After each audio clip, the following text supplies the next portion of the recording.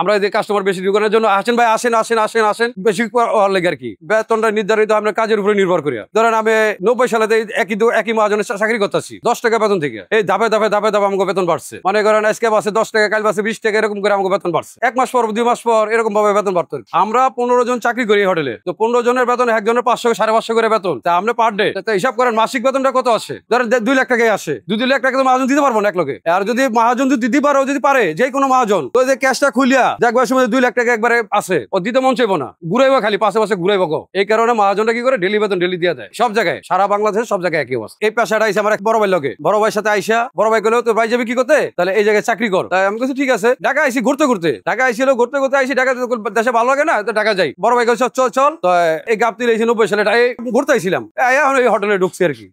যে কোনো কাজে লেগে থাকলে লস নেই, লাভ আছে। মানে লাভ কি, কোনো জায়গায় ঠকবেন না। এই জায়গায় চাকরি করলে এই জায়গায় মহাজন আপনার প্রতিষ্ঠানটা যা দেখে তুই কর, আমি চলে গেলাম। ভালোবাসার জন্য মেধা দিয়ে কাজ করলে মহাজন তুই করে।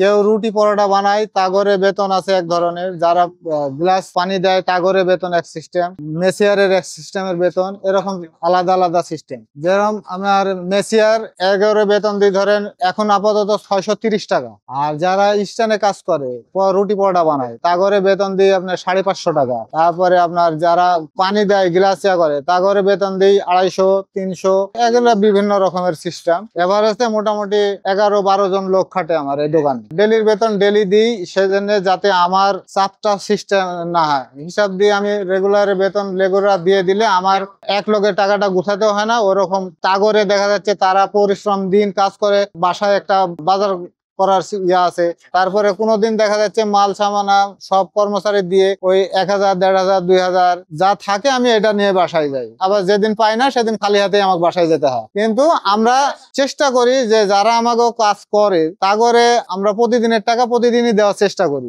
যদি নাই পারি সেদিন হয়তো একদিন বাকি থাকে যায়। তারপরে ওই যে টাকাটা আবার যদি কোনোদিন বেচা কেনা একটু ভালো হয় সেদিন আবার তা করে টাকা দিয়ে দিই। কারণ তারা এই টাকা নিয়ে যা বাজার সদার করে বউ পোলা বানায় খাওয়া। আমার লোক তো প্রতিদিনে এতজন প্রয়োজন, কিন্তু দেখা যাচ্ছে বেচা কিনা নাই, দেখা কই যায় বেচা কিনা নাই, হয়তো তোমরা 2জন 4জন ছুটিতে থাকো, আবার আগামীকাল আসো। যেরকম আজকে এই যে বেচা কিনা নাই, আমি লোকে যে ছুটি দিয়ে দিলাম। এখন আবার যদি বেচা কিনা হইতো তা করে তো আমি ছুটি দিতাম।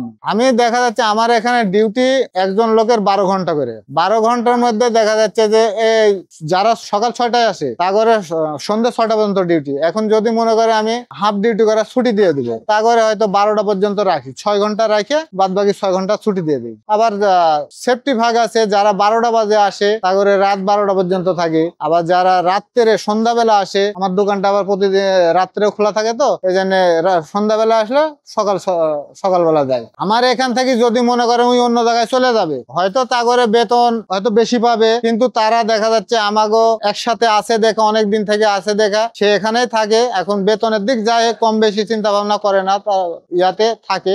লাভ লস বলতে গেলে আমার এক ধরনের লাভ কি, যে আমাগর স্টাফটা খোঁজা লাগে না, সে অনেক দিনে পরিচিত। তারপর বিশ্বাস করে আমরা দোকান, এই যে দোকানগুলো রেখে আমরা বাসায় চলে যাই, আমার কাজ আমরা করে তাগর উপর বিশ্বাস করে। আর নতুন লোক হলে তো আমরা ওইভাবে দিয়ে যেতে পারি না, তাতে আমাকেও সুবিধা আছে, ওগরেও সুবিধা আছে।